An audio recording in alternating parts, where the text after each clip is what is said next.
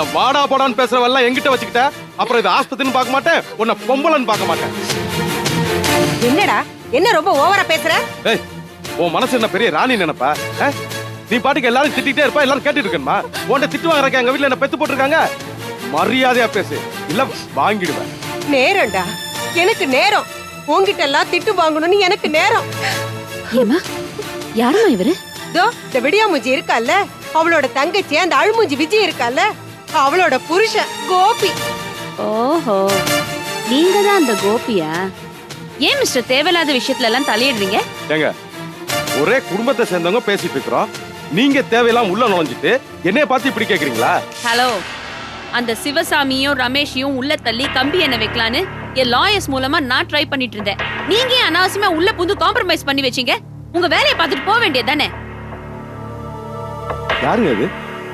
இந்த அசிங்கத்தை ஏன் வாயால எப்படி சொல்லுவேன்?